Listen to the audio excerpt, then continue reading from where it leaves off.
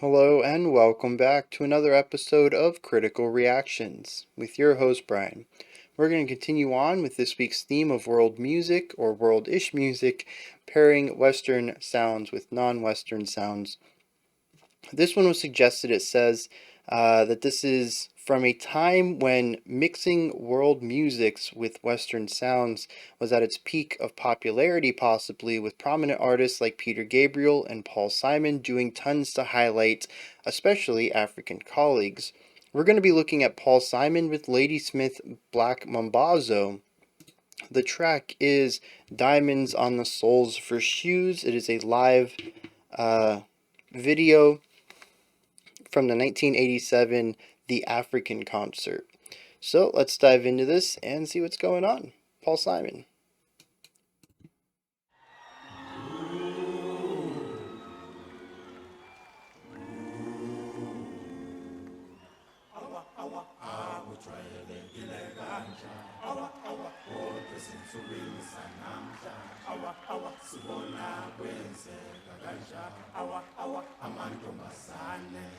She's a rich girl, she don't try to hide it. Diamonds on the soles of her shoes. He's a poor boy, empty as a pocket, with nothing to lose. Sing ta-na-na, ta-na-na-na. She got diamonds on the soles of her shoes. Ta-na-na, ta-na-na-na. She got diamonds on the soles of her shoes. Diamonds on the soles of her shoes. Diamonds on the soles of her shoes. Diamonds on the soles of her shoes. Poor boy. Diamonds on the soles of her shoes.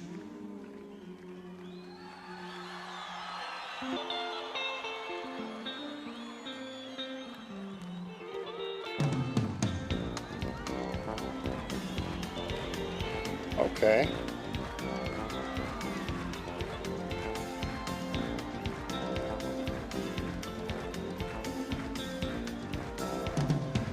People say she's crazy, she got diamonds on the soles of her shoes.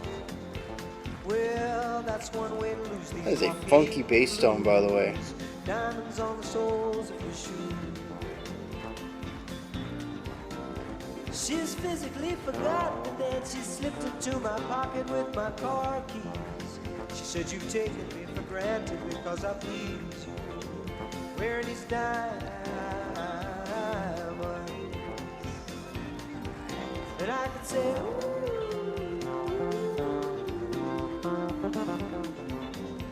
Yeah, everybody knows what I could listen to this bassist all day. I love the tone. Everybody here know exactly what I was talking about. Talk about diamonds on the soles of the shoes.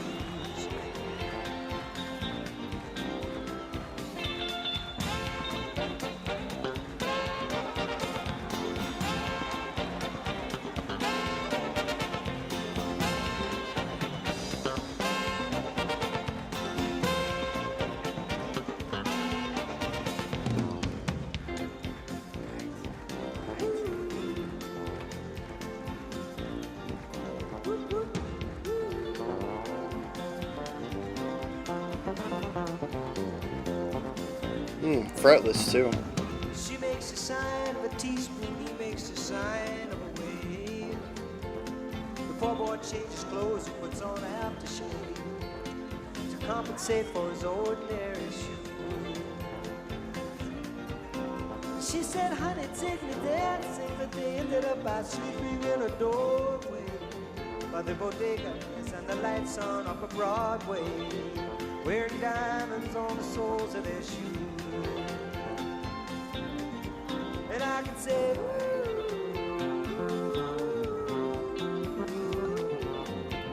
and everybody here would know what I was talking about. I mean, everybody here know exactly what I was talking about. Talking about diamonds, diamonds on the soles of our shoes.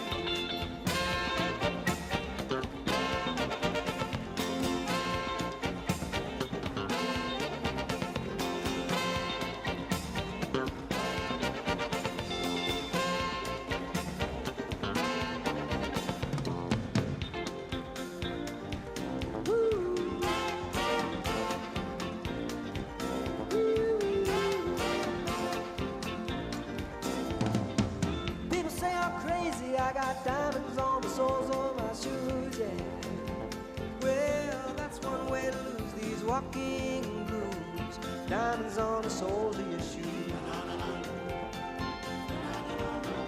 Hey, ta-na-na-na-na, ta-na-na-na-na, ta-na-na-na-na, ta-na-na-na-na, ta-na-na-na-na, ta-na-na-na-na, ta-na-na-na-na. That's a cool vocalization.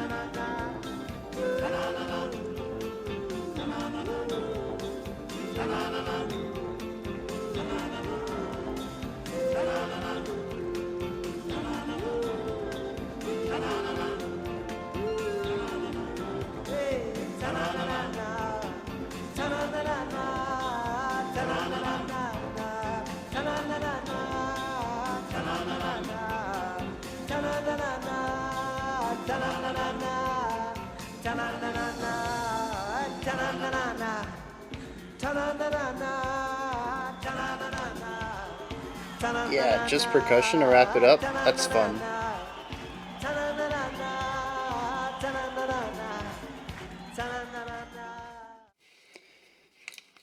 All right. Yeah, I think this is going to be a bit of a short analysis here.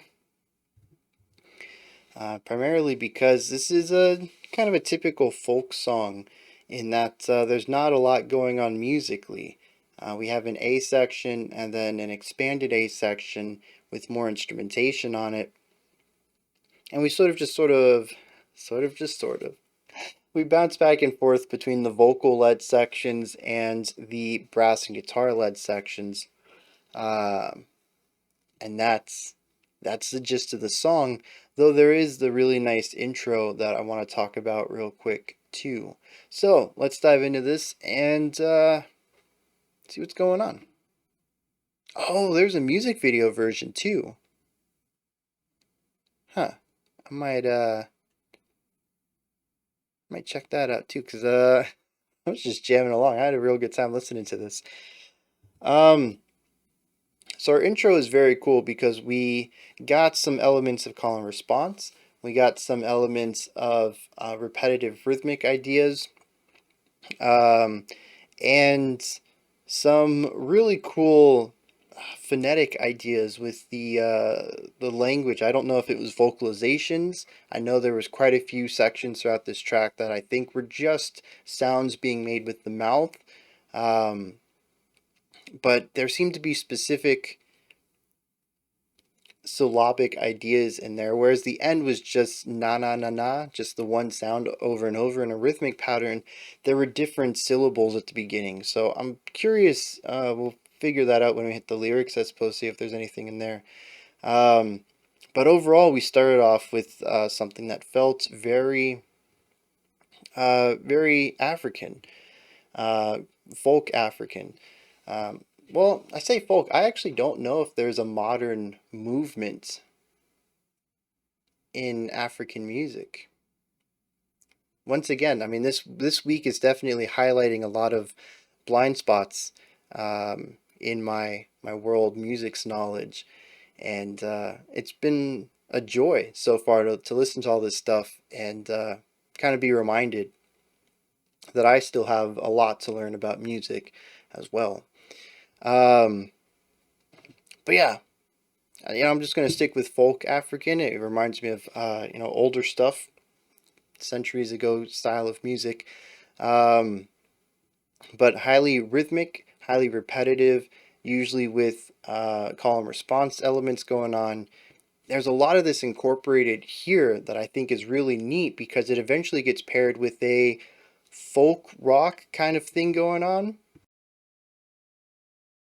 And it actually works really well when you bring the two sides together. And it showcases what I think is a really perfect display of the theme of the week, which is the pairing of this Western rock with this non-Western, tribal dance stuff going on. That, I mean, it just comes together in a way that works. Now, the Western side is very poppy. No, not poppy. Let me rephrase it. It's very mainstream. It's on the simpler side. Doesn't have much movement to it at all. It pairs well with the static nature of the African music as well. It's a really good choice to go with in that direction.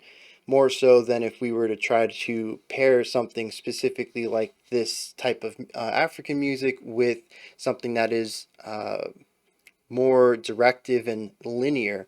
Probably something, we can go in the prog metal direction, modern prog metal. Can you imagine something like Between the Buried and Me with these sorts of folk drumming underneath it and the rhythmic chanting, or classical stuff that is a bit more dynamic. I think it would be more difficult to pair them because compositionally they have very different concepts to them.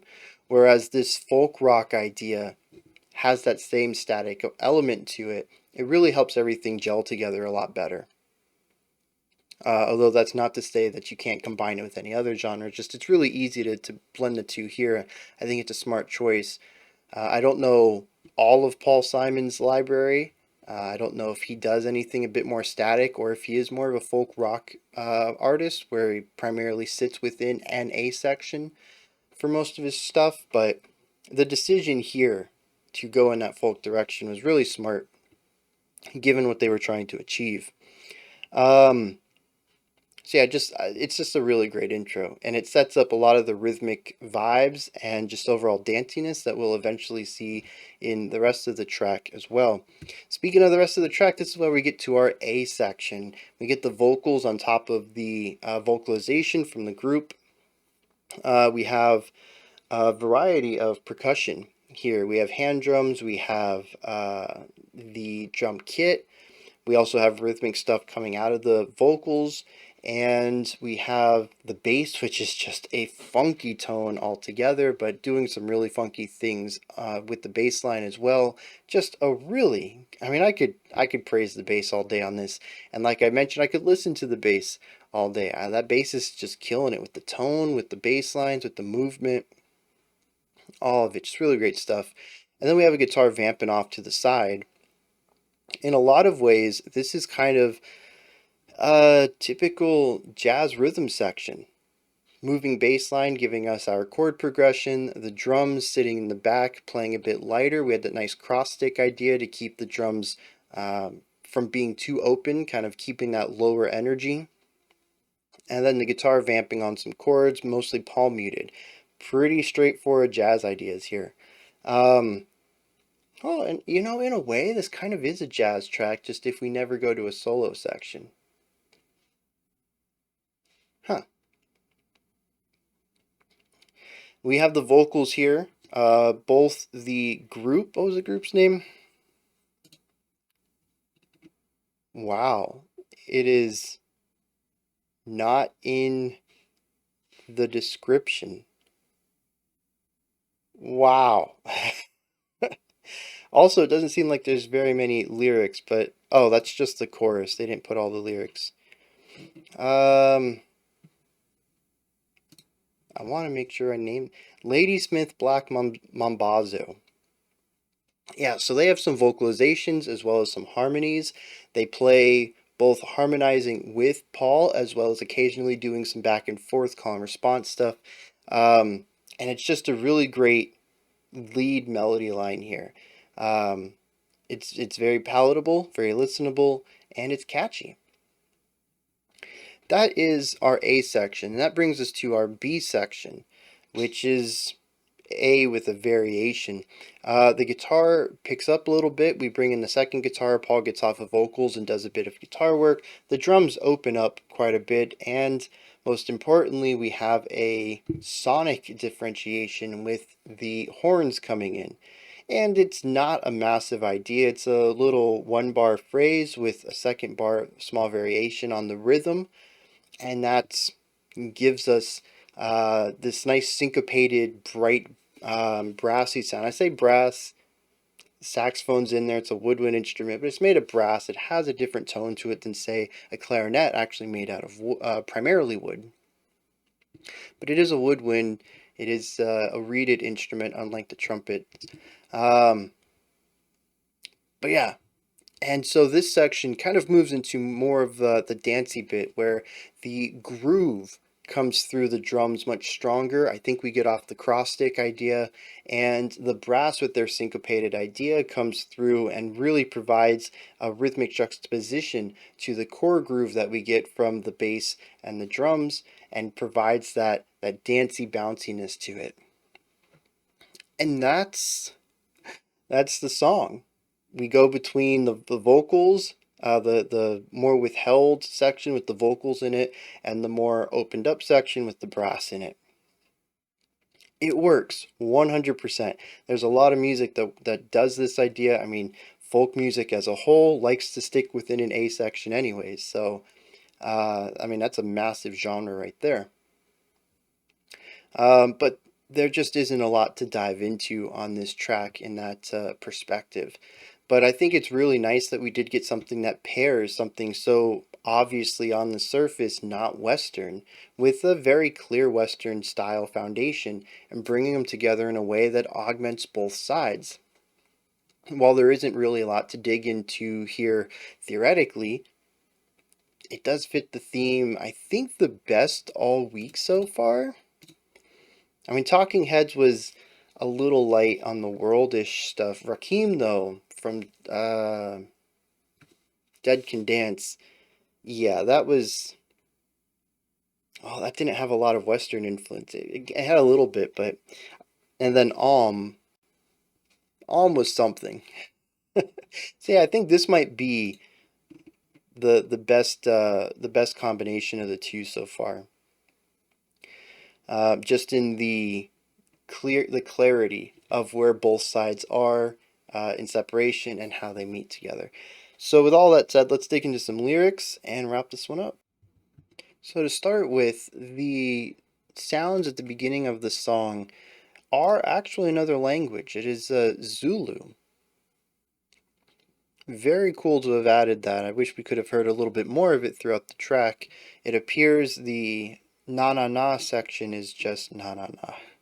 I was hoping maybe I misheard that, but nope, that's just a lot of na na nas. Lyrically, the song is about two people in a relationship. And the opening verse sets us up. She's a rich girl. She doesn't try to hide it. She has diamonds on the soles of her shoes. He's a poor boy, empty as a pocket with nothing to lose.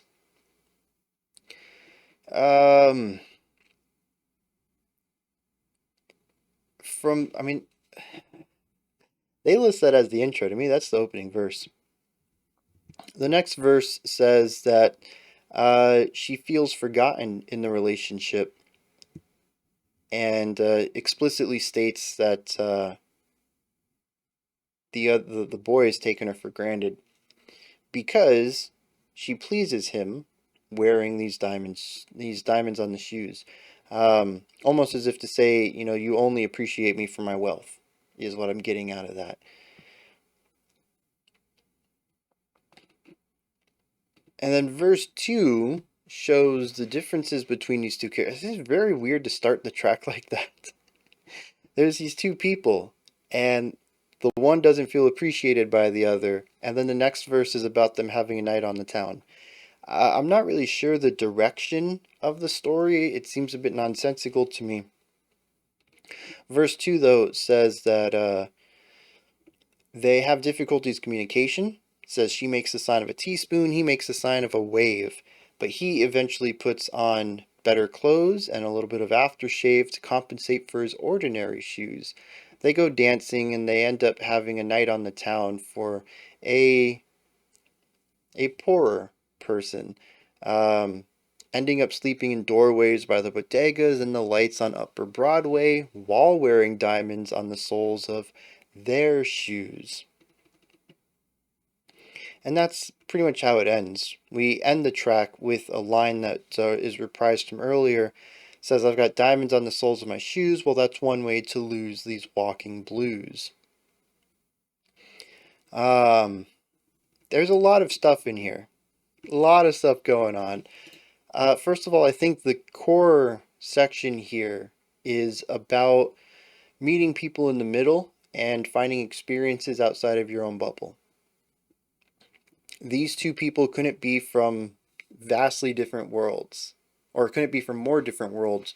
One being poor with nothing, empty as a pocket, and the other one being insanely rich that they put diamonds on the bottom of their shoes. Um, Basically throwing away money. They're just going to get ruined down there. You're walking on these expensive things. And they end up finding a middle ground where the boy ends up putting on nicer clothes and eventually puts diamonds on his shoes, and they end up having a night on the town, which isn't as fancy as somebody rich would probably have. But there's also another element here that I think kind of gets looked over, and it is the reprised line, which I can't help but focus on because it is stated 3 times at least on this track. It is the most repeated line other than na na na na na. I've got diamond on my shoes. That's one way to lose the walking blues. It feels very consumery. If you're feeling down, just buy something nice for yourself. I mean, yeah, you do kind of lose the blues, but it's not anything that's going to have any lasting impact, and eventually you're not going to feel great again. You haven't addressed the problem. I don't think that was supposed to be the main takeaway, but it is what I got most out of this, um, because it was what was repeated most. Also, like I mentioned, the story between these two doesn't quite make sense to me. They seem to get into an argument. The girl doesn't feel appreciated, and then they have a night on their town. And the boy says that I no longer have the walking blues because there's diamond in my shoes. And the thing that she felt she wasn't appreciated for was never brought up again. We don't ever get to see her resolution. We just see that the boy is in a better place because he has money now, presumably through the woman. Um, I might just be reading into this a bit much. But yeah, it's a weird set of lyrics, and I'd really like to hear other people's perspectives, which is a good way to segue into this. Those are my thoughts on Diamond on the Soles of Her Shoes by Paul Simon and Ladysmith Black Mambazo. What did you think? Put your opinions and perspectives and thoughts down in the comment section. Above that, in the description box, you can find a link to Linktree. It takes you to this menu right here. You can find my music, ways to support the channel, a link to the Discord server, and so much more. Above that, if you could, like, subscribe, and ring the bell. I greatly appreciate all 3 of those. We have a special selection coming up next. Otherwise, I'll see you all tomorrow, 5 p.m. Eastern Standard Time, 9 p.m. UTC as usual. Until next time, remember to be critical, not cynical, of the music you listen to, and have a fantastic morning, afternoon, or evening, whenever you choose to watch my videos.